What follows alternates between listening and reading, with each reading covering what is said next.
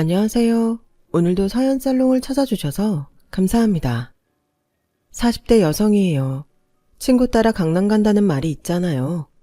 철없던 시절 저도 그랬던 적이 있어요.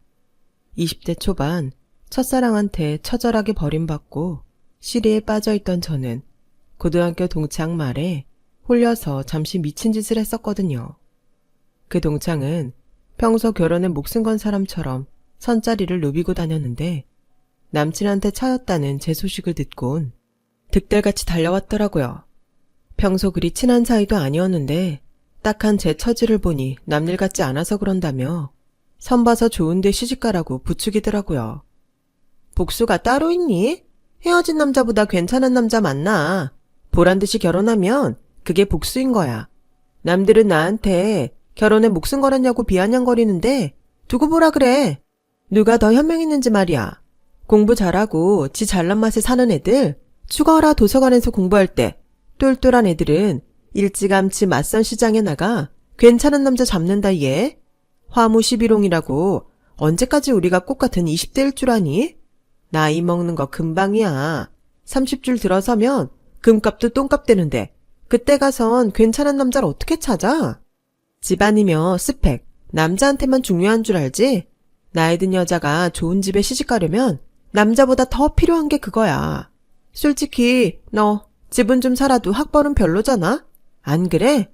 이런 상태에서 나이까지 많아지면 그땐 정말 답 없다. 그러니까 내 말 듣고 선 봐. 내가 가입한 결혼업체가 있는데 20대까지는 회원비도 싸고 거기 등록된 남자들이 하나같이 사짜 직업에 대기업 출신들이잖니. 그런 남자 하나 잡아 결혼한다면 너 버리고 떠난 그놈도 배 아파서 며칠은 알아 누울 거다. 남들보다 좋은데 시집가고 전 남친한테 복수도 제대로 할 수 있는데 일석이조 아니겠니? 그러니까 제가 받을 수 있을 때 선자리에 나가. 괜찮은 남자 물어야 한다고. 악마는 웃는 얼굴로 온다더니 그날 저를 생각해주는 듯한 동창의 말에 저는 홀딱 넘어갔고 결국 친구 따라 맞선 결혼정보회사에 가입을 했어요. 동창 말대로 나이가 어려서 회원비가 상대적으로 저렴했고 선자리도 많이 들어와서 평일이고 주말이고 가릴 것 없이 선보러 다니느라 바빴어요. 때로는 강의도 빼먹고 나갈 정도였죠. 전에 사귀던 남자가 집안도 안 좋고 아직 취업도 못한 처지라 교자를 반대하던 엄마는 갑자기 변해버린 제 모습에 놀라면서도 한편으로는 꽤 걱정이 되셨던 모양이에요. 누가 너더러 대학 졸업도 하기 전에 시집가라든? 왜 이렇게 서둘러? 결혼이 백화점에서 물건 사듯 그렇게 쉽게 할 수 있는 일인 줄 아니? 그러니까 너무 무리하지 마. 작은 때가 되면 자연스레 만나게 되는 법이니까 대학 졸업하고 그때 가서 선봐도 늦지 않아. 언제는 헤어지라고 난리더니 이제 와서 저를 위하는 듯 말하는 엄마의 태도에 오히려 반감이 생겼어요. 엄마가 원했던 게 이런 거 아니었어? 언제는 미래도 불분명한 남자랑 헤어지고 선봐서 시집이나 가라며. 엄마가 원하는 대로 해준다는데 뭐가 문제란 거야? 엄마가 그렇게 반대하지만 않았으면 재민 오빠랑 그렇게 헤어지지도 않았어. 엄마 뜻대로 갈라놨으면 됐지. 왜 또 내 인생에 간섭이냐고. 제발 나 좀 내버려 두란 말이야. 당시 저와 헤어진 지 얼마 안 됐던 제 첫사랑은 제 과외 선생이었어요. 집안 형편이 안 좋은 탓에 과외와 아르바이트를 하며 학비를 벌어야 했던 고학생이었죠. 저희 부모님은 그런 오빠를 대견하게 생각하셨고 그래서 과외비 외에도 용돈이며 생필품도 챙겨주실 정도로 잘해주셨어요. 하지만 그런 관계는 어디까지나 과외 선생일 때나 가능한 거였죠. 제가 대학에 들어가던 해 우리가 연인 사이로 발전하면서부터 그 관계는 깨지고 말았거든요. 홀어머니에 중고등학생 동생들까지 줄줄이 딸린 남자한테 딸을 선뜻 내줄 부모는 없으니까요. 게다가 학비를 벌며 공부를 해야 했던 탓에 그의 시험에도 떨어져서 앞날이 불투명한 상태였어요. 하지만 우리가 헤어진 건 그 때문이 아니었어요. 바로 여자 문제였죠. 저랑 만나기로 한 장소에서 보란듯이 딴 여자랑 스킨십을 하고 있는 걸 들켜놓고도 뻔뻔하게 굴더라고요. 뭘 그렇게 빡빡하게 굴어. 남녀간의 스퍼크 같으면 그럴 수도 있는 거지. 막말로 너랑 난 안 그랬냐? 고등학생 때부터 대학생인 나한테 꼬리치던 발랑 까진 기집애가 어디서 요조숙녀 행세야.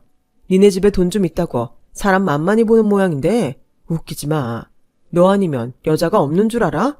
이런 일로 징징댈 거면 당장 헤어져. 먹긴 놈이 성낸다고 오히려 자기가 화를 내며 헤어지자고 엄포를 놨어요. 그동안 집에서 부모님께 들볶이면서도 묵묵히 참아왔던 저는 그런 오빠의 행동에 오만정이 다 떨어져 버렸죠. 그래서 내 눈에 눈물 나게 한 그 사람 눈에서 피눈물 흘리게 복수하고 싶었어요. 그런 저에게 동창의 등장은 일종의 악마의 손길 같은 거였죠.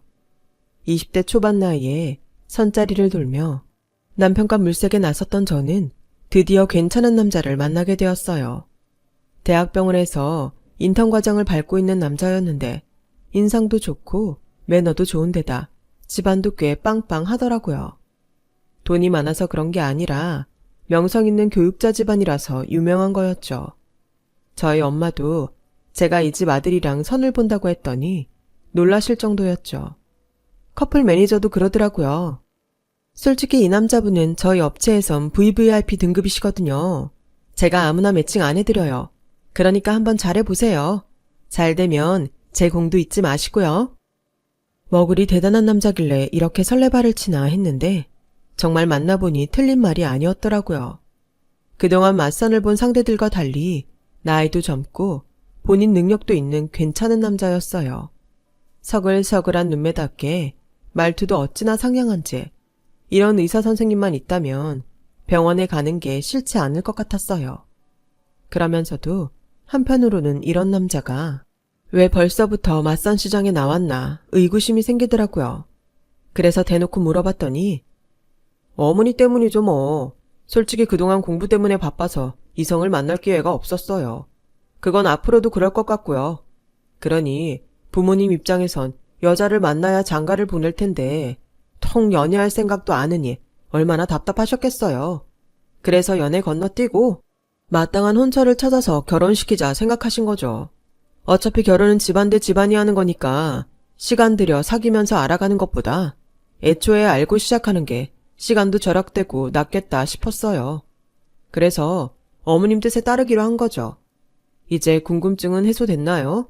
이번엔 제가 물어봐도 될까요? 21살이면 결혼은 이른 나이인데 왜 맞선 자리에 나오게 된 거죠? 부모님 닭달 때문인가요? 상대가 솔직하게 말해주었는데 저만 거짓말을 할 수 없어서 있는 그대로 다 말해주었어요. 그랬더니 처음 본 맞선 상대한테 털어놓기 힘든 말인데 거짓말 않고 솔직히 말해줘서 고맙다고 하더군요. 병원에서 호출이 오는 바람에 바로 돌아가야 해서 그날 만남은 불과 20분 남짓뿐이었지만 그래도 서로에 대한 호감은 충분히 나눌 수 있는 시간이었어요. 그래서 앞으로 결혼을 전제로 만나보기로 했어요. 그리고 며칠 뒤 제 휴대폰으로 낯선 번호로 전화가 왔어요. 제가 맞선 본 남자의 엄마였죠. 아들을 통해 제 얘기를 들었다며 저를 만나보고 싶다고 하더라고요. 이런 말 내 입으로 하긴 그렇지만 우리 애가 병원 일로 한창 바쁠 때라서 실례인 줄 알지만 내가 나서게 됐어요. 길게 시간 끌어 좋을 거 없잖아요. 업체를 통해 양가 집안에 대한 정보도 이미 파악된 마당에 더 따질 것도 없고요. 안 그런가요, 민정씨? 전화로 길게 말할 거 없이 일단 직접 만나서 얘기부터 나눠요. 이번 주 주말에 시간 어때요? 그렇게 저는 맞선 본 그 주 주말에 맞선남 집에 가게 되었어요. 친구 집 가듯 편하게 갈 수 있는 자리가 아니라서 엄마한테 부탁해 값비싼 선물도 들고 갔죠. 예비 시어머니께서 보내주신 주소로 갔더니 오래된 단층 아파트더라고요. 엘리베이터도 없는 5층짜리요. 서울에 아직 이런 곳이 있나 싶을 정도로 동네가 많이 낙후돼 보였어요. 하필 예비시댁이 5층이라 무거운 선물꾸러미를 들고 낑낑대며 한참을 걸어 올라가야 했죠. 문 앞에서 복장을 정비하고 벨을 눌렀는데 한참이 지나서야 문이 열리더라고요. 그런데 사람은 안 나오고 집안에서 목소리만 들리지 뭐예요. 문 열렸으니까 들어와요. 얼떨떨한 기분으로 문을 열고 안으로 들어갔더니 세상에 거실 한가득 배추가 쌓여있지 뭐예요. 수북이 쌓인 배추 너머에서 얼굴만 삐죽 내민 예비 시어머니는 제게 다짜고짜 손을 씻고 오라고 했어요. 그리곤 기도 안 차는 일이 벌어졌죠. 어디 앉으란 말도 없이 고무장갑을 척 던지더니 김치속을 넣으라고 하더라고요. 어차피 우리 집 사람 될 사이인데 좀 일찍 가풍을 익히는 것도 나쁘진 않을 거예요. 내가 속까지 다 버무려 놨으니까 앉아서 배추 속에 속 좀 넣어요. 너무 많이 넣으면 짜니까 켜켜이 얇게 문지르듯 넣어요. 시종일관 제게 고상한 말투로 존대를 해주셨지만 결과적으로는 몸종 부리듯 그지 김장을 담그는 일이었어요. 딴에는 꾸미고 간다고 하얀 스타킹에 샤넬풍 아이보리 투피스를 입고 간 탓에 온몸에 양념이 묻어서 엉망이 되었지만 그렇다고 화를 내거나 자리를 뜰 수도 없었어요. 당시에 제 나이는 고작 21에 불과했기에 그렇게 당찬 일을 벌일 용기가 없었거든요. 지금이라면 물론 얘기가 다르지만요. 도대체 몇 폭이나 되는지 가늠도 안 될 만큼 많은 배추더미 속에서 저는 파김치가 될 정도로 김치속을 넣었고 베란다 창너머로 오렌지빛 노을이 질 때가 돼서야 끝이 났어요. 만신창이가 된 저는 금방이라도 쓰러질 것 같았어요. 그런데도 힘드냐는 말 한마디 없이 저한테 일머리가 없다고 타박 아닌 타박을 하시지 뭐예요. 그것도 아주 고상한 말투로 말이죠. 민정씨는 집에서 곱게 자랐나 봐요. 김치 속 넣은 게 하나같이 미친년 꽃다발 같네. 이래서야 시집가서 시어머니 사랑을 받겠어요? 못 받겠어요? 앞으로 많이 분발해야겠다. 일단 오늘은 돌아가세요. 민정씨 손끝이 여물지 않아서 일을 더 시켰다간 이번 김장 망치겠네요. 보내주신 선물은 아주 잘 받았다고 어머님께 전해주세요. 4시간 넘게 일만 하다 물 한 잔 못 얻어 마시고 쫓겨나다시피 그 집을 나왔어요. 얼이 빠진 상태로 주차장에 세워둔 제 차에 올라탔는데 그 순간 닭똥 같은 눈물이 뚝 떨어지더라고요. 내가 도대체 여기서 뭘 하고 있는 건지, 그깟 결혼이 뭐라고 이런 대접을 받아야 하는 건지 기가 막히고 속상한 마음뿐이었어요. 그래서 맞선남한테 전화를 했더니 응급 콜이 들어왔다며 제 얘기도 안 듣고 전화를 끊더라고요. 그래서 이딴 결혼 안 하고 만다는 생각으로 이후 맞선남한테 오는 전화도 안 받고 연락을 끊었어요. 그렇게 2주쯤 지났을까요? 저희 집으로 전화가 한 통 왔어요. 엄마는 수화기를 붙들고 한참 얘기를 나누시더니 저를 부르셨어요. 그리곤 수화기를 남기셨죠. 받아보니 예비 시어머니더라고요. 아무리 생각해도 그날 자신이 결례를 범한 것 같으시며 만나서 사과하고 싶다고 하더라고요. 내키진 않았지만 엄마가 등 떠미는 바람에 약속 장소로 나가기로 했어요. 문자로 보내주신 레스토랑으로 갔더니 세상에 웬 사모님 무리가 앉아서 식사를 하고 있지 뭐예요. 예비 시어머니도 함께 말이죠. 제가 다가가자 예비 시어머니는 일행들한테 제 소개를 하셨어요. 우리 애랑 결혼할 며느리예요. 식도 올리기 전인데 이렇게 며느리 노릇을 톡톡히 한다니까요. 오늘만 해도 굳이 어머님 친구분들께 식사 대접해드리고 싶다고 바쁜데도 와줬지 뭐예요. 우리 애가 처복이 있다더니 그 말이 딱인 것 같아요. 사과한다고 나오라더니 진짜 목적은 밥값 계산하라는 거였어요. 이런 상황도 모르고 예비 시어머니 지인들은 하나같이 의사 아들을 둔 덕이 아니겠냐며 엉뚱한 그 집 아들 칭송을 하더라니까요. 초록은 동색이라더니 다 똑같은 인간들 같았어요. 그렇게 지인분들이 돌아가고 저와 단 둘이 남은 예비 시어머니는 제 손을 꼭 잡으시며 그러더군요. 민정씨도 우리 집에 와봐서 알겠지만 뼈대 있는 가문이면 뭐해요. 사는 형편이 그 모양인데 그동안 지인들한테 늘 얻어먹기만 하고 변변히 밥 한 번 산 적이 없어요. 그래도 잘난 며느리 드리는 마당에 나도 남들처럼 생색 한번 내보자 싶어 대도 않는 시어머니 흉내 좀 냈어요. 민정씨가 넓은 마음으로 이해해줘요. 눈시울을 붉히시며 이러시는데 머리론 용서가 안 되면서도 마음이 동해서 뭐라고 화도 낼 수 없더라고요. 그래서 아빠카드로 거액의 식사비를 지불하고 차로 집까지 모셔다 드렸어요. 집에 와서 그 얘기를 했더니 엄마는 썩 기분에 내키지는 않았지만 오죽하면 그랬겠냐며 이해하자고 하시더라고요. 맞선을 본 지 한 달이 되도록 저는 데이트는 한 번도 못하고 예비 시댁에 불려다니기만 했어요. 기껏 데이트 약속을 잡아도 응급콜이 들어와서 약속을 깨기 일쑤였고 그나마 얘랑 얼굴이라도 한번 보려면 하루 종일 병원 로비에 죽치고 앉아서 춘향이 이몽룡 기다리듯 기다려야 했어요. 그래봐야 5분 남짓 보는 게 다였지만요. 반면에 예비 시모랑은 일주일에 서너 번은 좋게 보는 사이가 됐죠. 마트에 장을 보러 갈 때면 의뢰 저를 불러 계산을 맡기셨고 집까지 차로 모셔다 드리는 기사 노릇까지 시키더라고요. 주말엔 백화점에 쇼핑 가자고 부르셔선 고가의 화장품이며 구두, 심지어 아버님 속옷까지 제 돈으로 지불하게 하셨죠.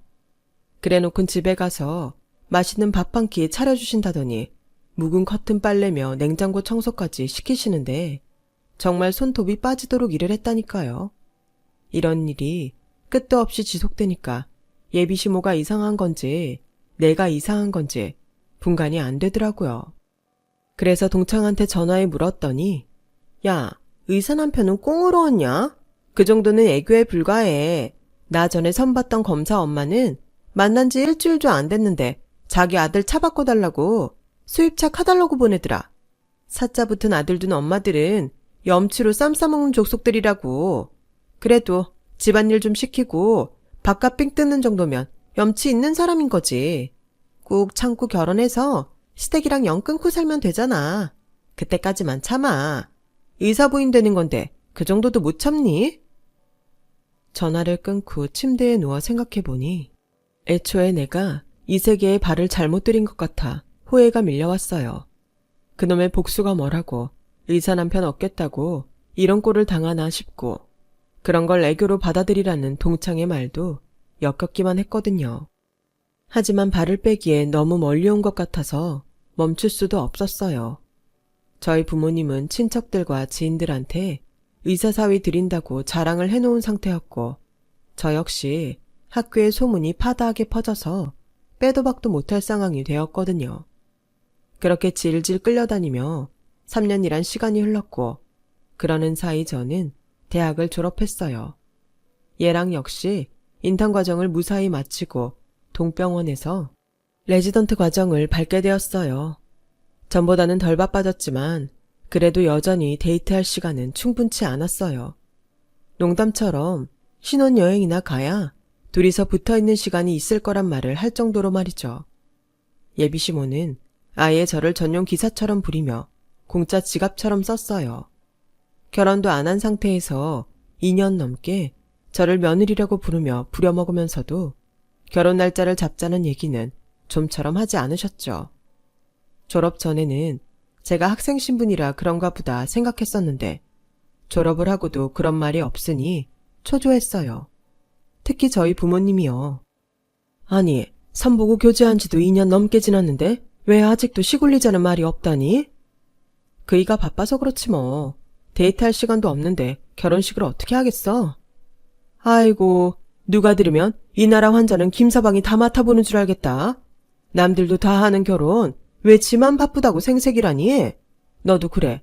어머님 하면서 시어머니 꽁무니만 쫓아다니지 말고 식은 언제 올리냐고 좀 물어봐. 백날 첫날 죽어라 며느리 노릇만 하다가 종칠 거야. 그 집 일 쫓아다니느라 취직도 못하고 이게 뭔 꼴이라니. 아우 답답해. 한창 동기들이 취업 준비를 할 때도 예비 시어머니 호출에 달려나가야 했던 저는 좋은 취직 자리 다 놓치고 겨우 체면치레 할 정도의 회사에 취직할 수 있었어요. 그나마도 면접을 앞두고 어머님한테 호출이 오는 바람에 하마터면 면접도 못 보고 취업 기회를 날릴 뻔했어요. 그날을 생각하면 아직도 목 뒤에서 식은땀이 흐르는 기분이라니까요. 예비시댁의 답답한 행보에 저 역시 불안하기만 했던 터라 이번엔 무슨 일이 있어도 확답을 받아야겠다고 생각했어요. 그래서 어머님 호출을 받고 댁으로 간 김에 차에서 슬쩍 결혼식 운을 띄웠더니 대뜸 올해는 집에 삼재가 끼어서 안 되니 삼재 나가고 나서 얘기하자고 하시더라고요. 그래서 삼재가 언제 끝나냐고 물었더니 3년 뒤라는 거예요. 말이 3년이지 시간 금방 간다. 그러니까 그때까지 죽어라 이래서 승진할 생각이나 해. 설마 너 의사 남편 믿고 결혼하면 냅다 회사 그만둘 생각하는 거 아니지? 예전엔 내조 잘하는 여자가 남편 출세시켰다지만 요즘은 다르다. 능력 있는 여자가 남편 출세도 시키고 가정도 제대로 꾸리는 거라고. 막말로 집에서 노는 아내랑 사회에서 인정받는 아내랑 누가 더 매력이 있니? 그러니까 너도 자기 개발 좀 해. 쉬는 날 굴러다닐 생각만 하지 말고. 내 딸이 너처럼 설렁설렁 직장 생활했으면 난 가만 안 뒀다. 다 네가 내 딸 같아서 하는 말이다. 아니, 쉬는 날 아침 대바람부터 전화해선 여기고 저기고 데려다 달란 사람이 누군데 이러시는 건지. 말이 좋아 자기 개발이지. 한마디로 자기 아들 등골 빼먹을 생각 말고 벌어가며 시댁에 충성하란 소리잖아요. 그간 쌓인 게 하도 많아서 어머님이 무슨 말을 해도 곱게 들리지 않았어요. 그렇게 불만이 쌓여가던 어느 날 드디어 올 것이 오고야 말았어요.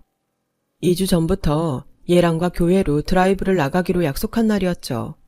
약속 시간을 2시간 앞두고 갑자기 병원에 일이 생겼다며 나중에 보자고 하지 뭐예요.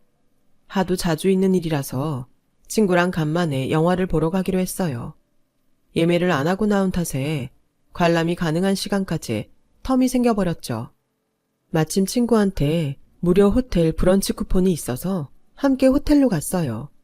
주말에 오라 그런지 호텔 라운지는 선을 보러 나온 사람들이 꽤 보였어요. 나도 한때 저런 때가 있었지 하며 지나치려는데 글쎄 그중 한 테이블에 얘랑이 있지 뭐예요. 웬 여자랑 선보는 분위기로 말이에요. 가까이 가서 봤더니 세상에 그 상대가 바로 제 동창인 거예요. 몇 년 전 저를 결혼정보회사에 가입하게 만들었던 바로 그 동창이요.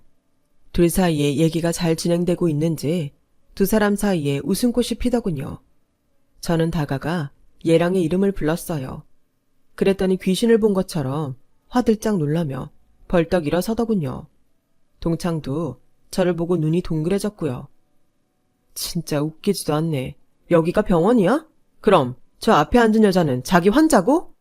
지난 3년 동안 결혼 미뤄가며 사람 피말리더니 나 몰래 뒤에서 선보고 다녔던 거야?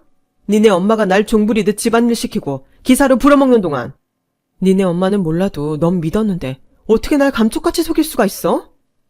그러자 얘랑은 오해라며 자기 앞에 앉아있는 사람은 대학 동기라고 제가 오해하는 거라고 했어요. 오해 같은 소리 하고 있네. 제가 네 대학 동기라고? 이게 진짜. 쟤 여대 나왔어. 내 고등학교 동창이라고. 그래도 네 대학 동기라고 할래? 긴 말 필요 없어. 우리 깨끗하게 정리하자. 너 같은 걸 믿고 3년이나 니네 집 종로를 탄 내 품삯 내놔 이 자식아. 니네 엄마가 구질구질하게 밥값 쉬며 마트에서 내 카드 긁어 장 본 돈. 철마다 오시며 구두. 니네 아빠 빤스까지 사들인 내 카드값. 날 기사로 불어먹은 인건비, 기름값까지 전부 뱉어내. 안 그랬다간 니네 병원 홈페이지에 추잡한 니네 집구석 얘기 구구절절 올라갈 테니까. 그러자 얘랑이 코웃음치며 말했어요. 그러게 누가 그러고 살래? 네가 의사부인 돼 보겠다고 우리 엄마 꽁무니 쫓아다니며 종로로 탄 거 아냐. 네 스스로 한 짓을 왜 나보고 갚으래?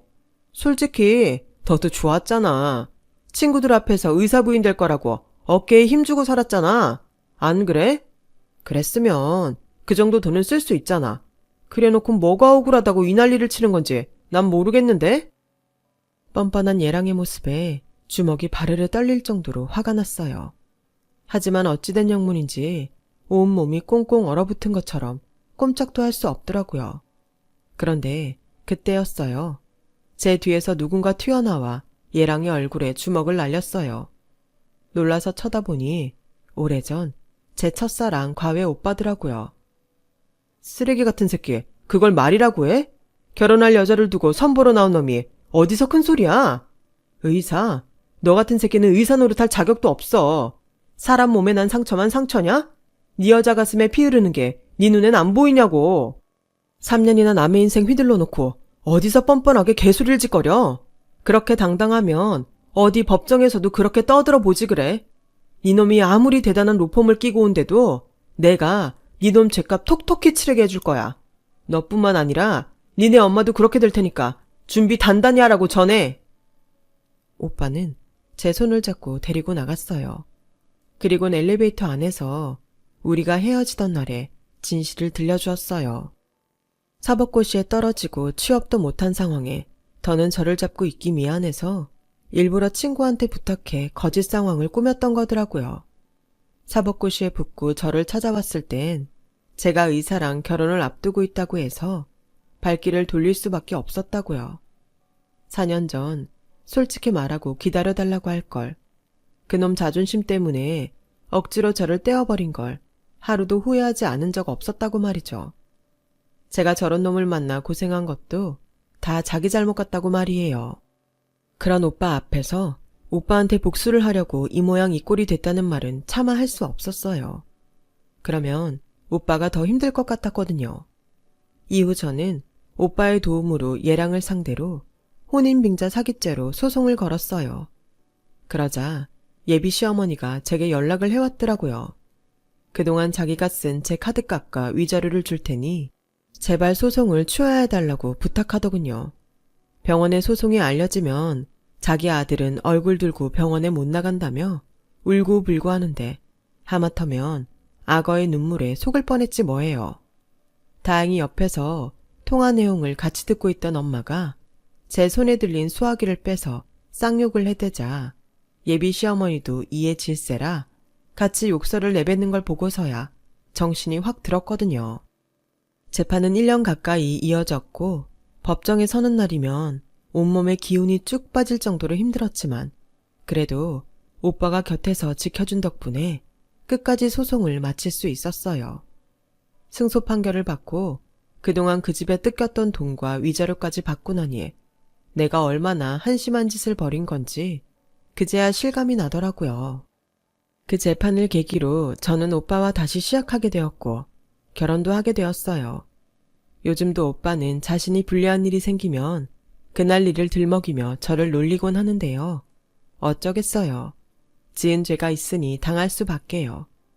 철없던 시절 친구 따라 강남 갔다가 크게 혼나고 제자리로 돌아온 저는 두 아들을 키우며 잘 살고 있답니다.